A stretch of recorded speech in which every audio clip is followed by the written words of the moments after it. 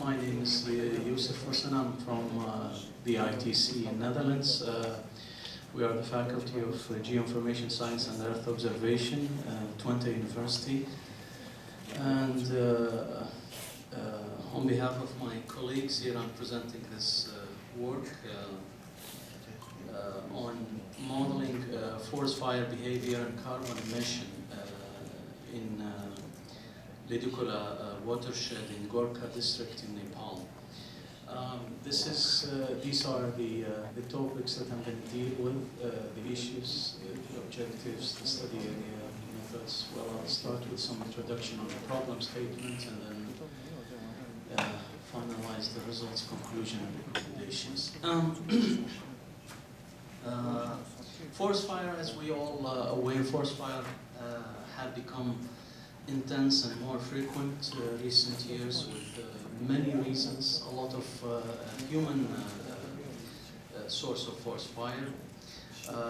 Forest fire have severe and profound impact on the forest resources, and specifically in developing countries for many reasons it has been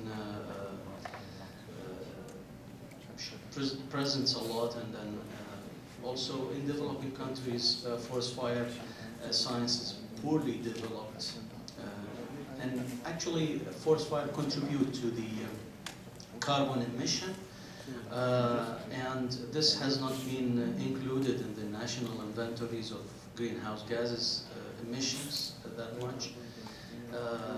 Specifically in the country of Nepal, the forest fire since mid 90s start increasing.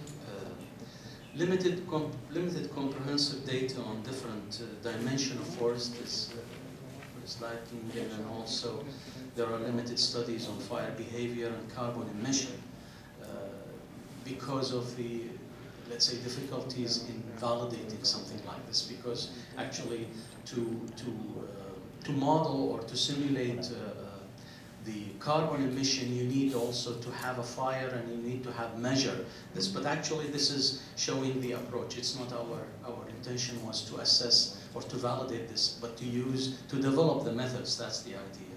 So previous studies on carbon emission from fire were made using ground-based fire data sets, and then it was relied on average burnt area, average biomass level. Even we've done few studies few years back in Ghana.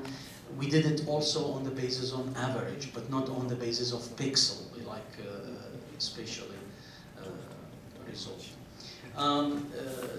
But as I said, depending on weather, depending on topography, depending on the forest cover, you can vary the amount of fire, or in another word, the intensity of fire, and then consequently there will be variation in the amount of carbon released from the fire.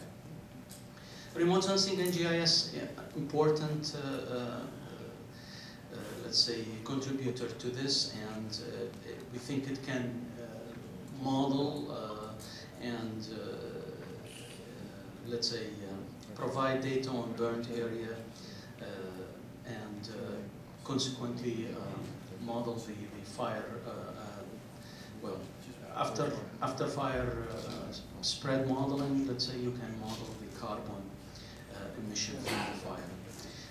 As I said, spatially explicit fire behavior simulation models can be incorporated in GIS. And knowledge of fire intensity on various forest cover types help us to determine, let's say, the biomass that consumed and burned during the fire, and then consequently the CO2 emitted from the fire. We mostly depend on Siller and Crutzen, 1980. Who, let's say, put together this model to to model the carbon emitted from forest fire.